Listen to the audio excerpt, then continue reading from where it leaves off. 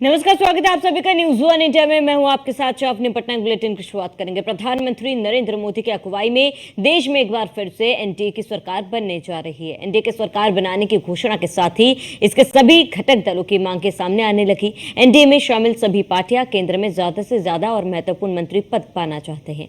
हालांकि हर किसी को मंत्री बना दिया जाए ऐसा संभव नहीं। केंद्र में मंत्री बनाने के लिए नियम तय हैं और उसी हिसाब से एक निश्चित संख्या में ही मंत्री बनाए जा सकते हैं। गठबंधन के सभी घटक दलों ने उनको लोकसभा में नेता चुनने का समर्थन दिया है। देखिए खास रिपोर्ट।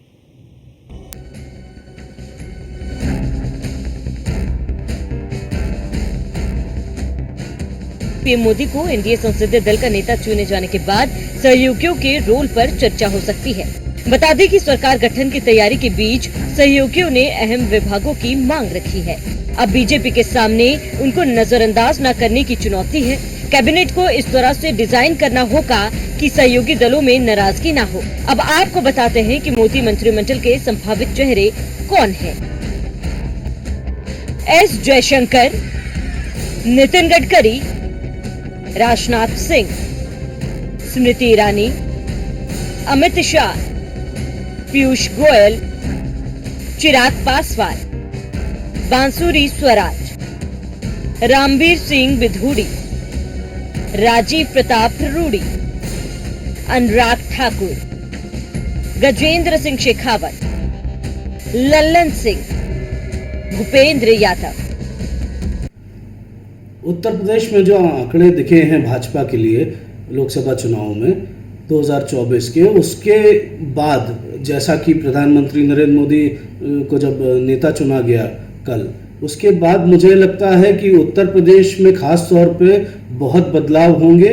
उत्तर प्रदेश में जो इनके सहयोगी दल हैं उसमें से सिर्फ 2 दल अपनी 3 सीटें ही लेके आए हैं, तो उसमें भी कई चीज़ें सोचने वाली होंगी और उसमें से 2 में से एक ही दल को जोड़ा जाएगा मंत्रिमंडल में। दूसरे को उत्तर प्रदेश में कई जगह दी जा चुकी है, तो मुझे नहीं लगता जयंत चौधरी या उनकी पार्टी को केंद्र में कुछ मिलने की उम्मीद है। इसके अलावा जब आप बात करते हैं कि 33 जो सांसद बने हैं भाजपा के, उसमें से कौन कौन आएंगे, तो उसमें से सिर्फ एक ही नाम तय समझिए, राजनाथ सिंह का।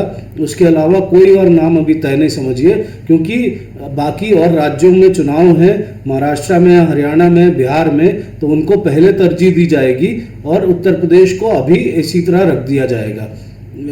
यहाँ से ज़्यादा मंत्री नहीं बनाए जाएंगे।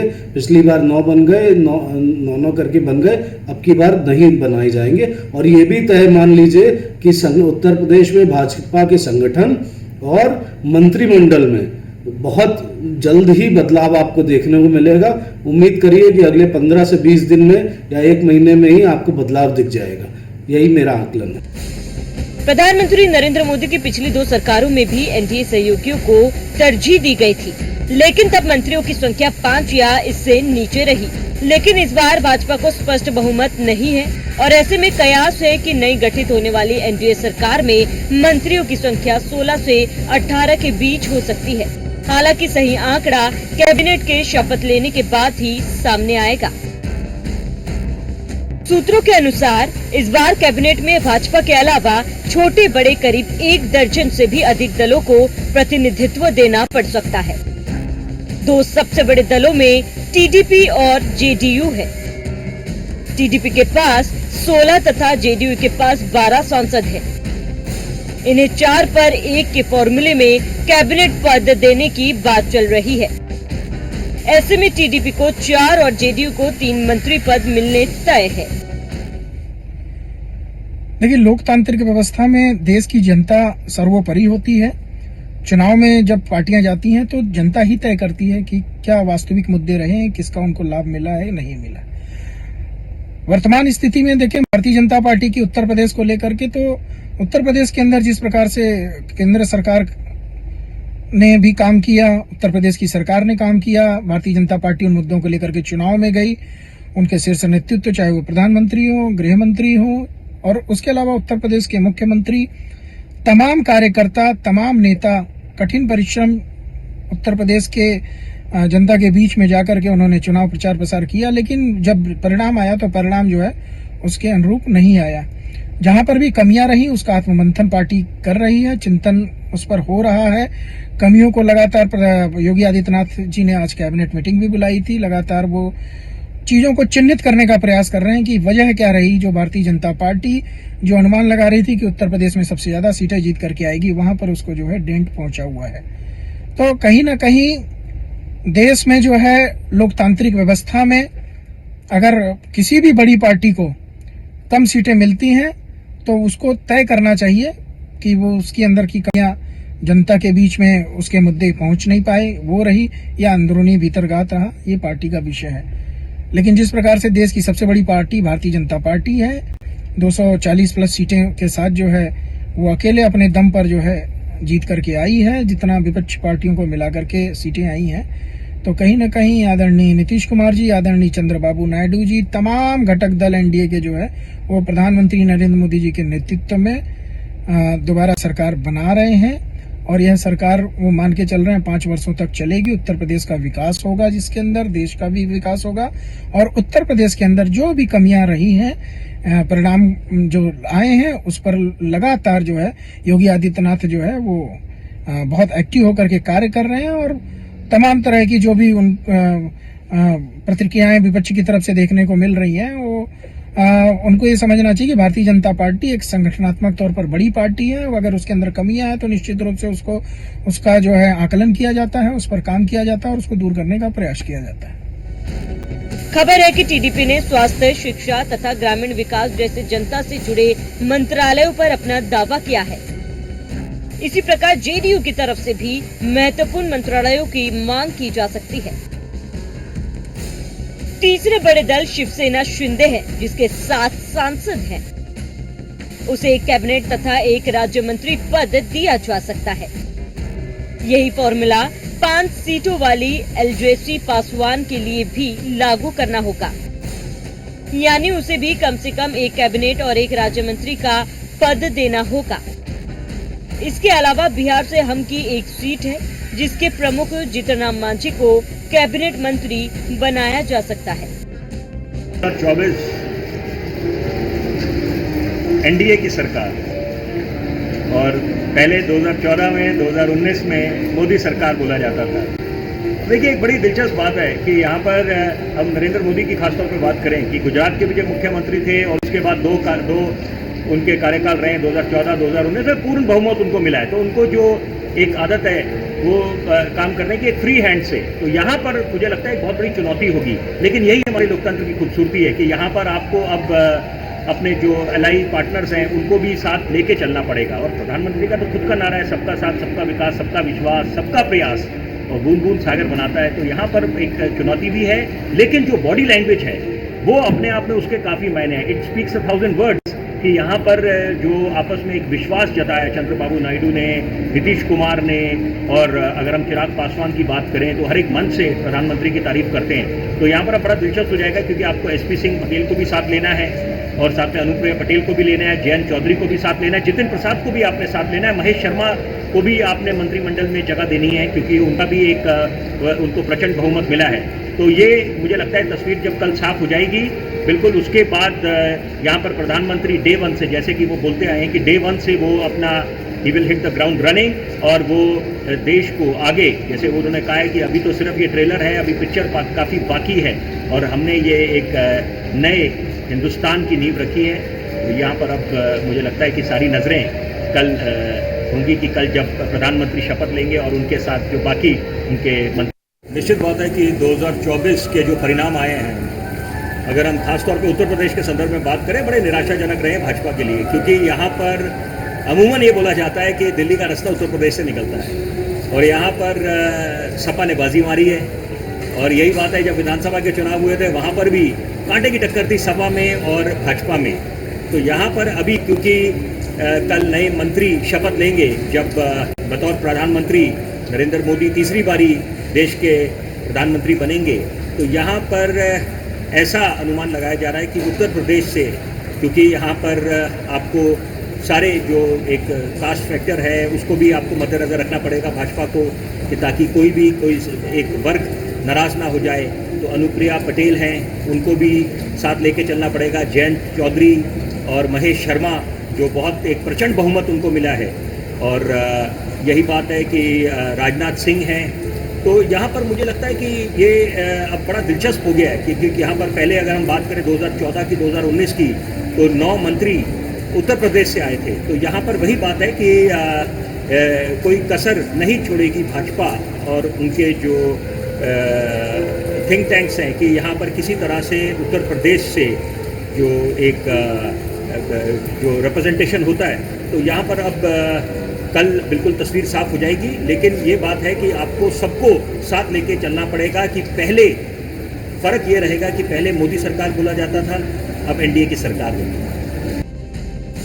वहीं पिछले 2 सरकारों को देखें तो 2014 में मोदी सरकार में 3 कैबिनेट मंत्री सहयोगियों के कोटे से बनाए गए थे। इनमें से एलजेपी से रामविलास पासवान, शरद हरसिमरत कौर बादल तथा शिवसेना के अनंत गीते शामिल थे। 2019 में मोदी सरकार में भी 3 कैबिनेट मंत्री बनाए गए थे, जिनमें पासवान, हरसिमरत के अलावा शिवसेना से अरविंद सावंत शामिल थे। आरपीआई के रामदास अठावले को राज्य मंत्री बनाया गया था। बीच में फेरबदल के दौरान मंत्रियों की संख्या में मामूली बदलाव आए थे, लेकिन यह 5 के आसपास ही रहे। नरेंद्र मोदी 3.0 गवर्नमेंट में कौन कौन से मंत्री मंडल में शामिल होंगे, कैबिनेट मंत्री बनेंगे, राज्य मंत्री बनेंगे, और किस राज्य से कितनी जो सीटें हैं या जो घटक दल हैं उनको कितना मंत्री पद मिलेगा। अगर हम देखें तो यूपी अभी भी सबसे बड़ा राज्य है बीजेपी के लिए। वहाँ से 33 सांसद जीत के आए हैं। फिर उनके घटक दल है, आरजेडी है, जयंत चौधरी की पार्टी, जयंत आरएलडी है, जयंत चौधरी की पार्टी। 2 सांसद उनके हैं, अनुप्रिया पटेल हैं, ओपी राजभर हैं। इस संभावित मंत्रिमंडल में अगर देखें तो अनुप्रिया पटेल 2014 से मंत्री में रही हैं और इस बार भी संभवतः उनका नाम आगे रहेगा। साथ ही साथ जयंत चौधरी जाट लीडर रहे हैं और एक अच्छा खासा वर्चस्व है। भले वो जाट वोट ट्रांसफ़र कराने में नाकामयाब रहे, लेकिन उनको भी मंत्रिमंडल में जगह मिलेगी। उसके बाद राजनाथ सिंह जी का तो है ही। पिछली बार यूपी से बड़े बड़े चेहरे थे और मंत्रिमंडल की संख्या में खासा स्थान रखता था, लेकिन इस बार चूंकि बीजेपी को कहा जाता था कि ये नॉर्थ इंडिया की पार्टी है, साउथ इंडिया में प्रेजेंस नहीं है। केरला तक में बीजेपी ने 1 सीट जीता है। आप देख लीजिए कर्नाटक में तो जीतती ही आई है, तेलंगाना हो गया और फिर आंध्र प्रदेश हो गया। तो मेरे ख्याल से आंध्र प्रदेश में टीडीपी है, जनसेना है, उनको तो मिलेगा ही मिलेगा। साथ ही साथ बीजेपी के नेता जो जीते हैं उनको भी मंत्री पद देना चाहिए। केरला के साथ साथ बीजू ओडिशा का देख लीजिए, ओडिशा ने भी 21 में से 20 सीटें दी हैं, तो वहाँ पे धर्मेंद्र प्रधान जी पहले से ही थे। अगर कहीं उन्हें मुख्यमंत्री बना दिया गया तो फिर उनकी जगह कोई और लेगा और फिर वहाँ से मंत्रिमंडल में उनको भी जगह मिलेगी। तो ये जो मंत्रिमंडल होगा मिक्स्ड मंत्रिमंडल होगा और मंत्रियों की संख्या पहले के मुकाबले ज़्यादा होगी, क्योंकि जो घटक दल है उन सभी को कुछ न कुछ मंत्रिमंडल पद दिया जाएगा, जिसमें चिराग पासवान भी शामिल है, जेडीयू के जो एमपी हैं वो भी शामिल रहेंगे। जेडीयू को कम से कम 2-3 दिया जाएगा, 12 सांसद हैं उनके, और घटक दल में चंद्रबाबू नायडू के बाद वही आता है। तो इस तरीके से 3.0 का जो है मंत्रियों का बंटवारा संभवतः होने वाला है। यूपी में बीजेपी को बड़ी हार का सामना करना पड़ा, लेकिन इसके बाद भी बीजेपी यूपी में फोकस रखना चाहती है, क्योंकि 2027 के विधानसभा को देखते हुए जातिगत समीकरण के साथ मंत्रिमंडल में जगह देना बड़ी चुनौती होगी। साथ ही एनडीए के घटक दलों को भी खुश रखना है। अब आपको बताते हैं कि यूपी मंत्रिमंडल के संभावित चेहरे कौन है। राजनाथ सिंह, अनुप्रिया पटेल, जयंत चौधरी, सत्यपाल सिंह बघेल, जितेंद्र प्रसाद, दिनेश शर्मा, महेश शर्मा, जयप्रकाश रावत, अनूप वाल्मीकि। इसी बीच जेडीयू नेता केसी त्यागी ने विपक्ष पर कड़ा हमला बोला उन्होंने कहा कि जिन लोगों ने नीतीश कुमार को इंडिया गठबंधन का राष्ट्रीय संयोजक नहीं बनाया, अब प्रधानमंत्री पद की बात कह रहे हैं। उन्होंने कहा कि हम उस जाल में नहीं फंसना चाहते। इसके साथ ही केसी त्यागी ने कहा कि एनडीए गठबंधन में उनकी पार्टी के रहते कोई भी एंटी मुस्लिम या एंटी माइनॉरिटी मुहिम नहीं चलने दी जाएगी। कन्वीनर बने, लेकिन अशोका होटल की मीटिंग से पहले एक साजिश के तहत केजरीवाल जी ने भी और ममता दीदी ने भी प्रधानमंत्री पद के लिए खड़गे का नाम उठाया, जबकि ये तय हो गया था कि कोई प्राइम मिनिस्टर फेस नहीं होगा। और नीतीश कुमार जी के कन्वीनर बनने पर भी कांग्रेस पार्टी के सबसे बड़े नेता ने सवाल कर दिए। इतना ह्यूमिलिएशन, इतनी मेहनत करने के बाद हमारी रैंक एंड फाइल को मंजूर नहीं था और हमें इनके इरादों का पता लग गया कि ये विकल्प के बजाय उस संगठन पर कब्जा करना चाहते हैं।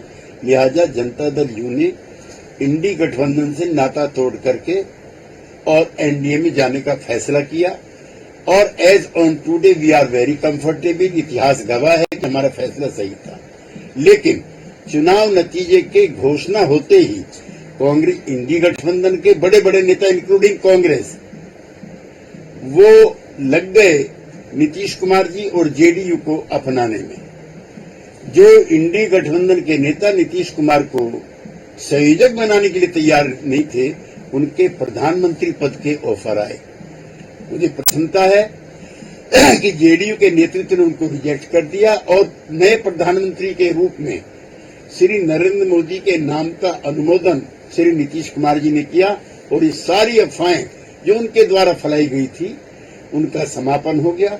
लेकिन ये पॉलिटिकल बैंकरप्सी इंडी गठबंधन के नेताओं की रही कि जिस व्यक्ति को वो कन्वीनर बनाने के लिए तैयार नहीं थे उसको प्रधानमंत्री का पद ऑफर कर रहे थे। नंबर 1। नंबर 2, नेताओं के नाम और जो कन्वर्सेशन है वो फोनों में बंद है। लिहाजा अगर किसी नेता ने नाम जानना चाहा या खंडन करना चाहा तो हमारे पास वो सारे सबूत हैं। सर, वेणुगोपाल ने गांधी परिवार की तरफ से ऐसा कोई भी प्रपोजल नहीं दिया गया था। प्रपोजल तो उन्होंने खुल्लम खुल्ला मीडिया में दिए हैं।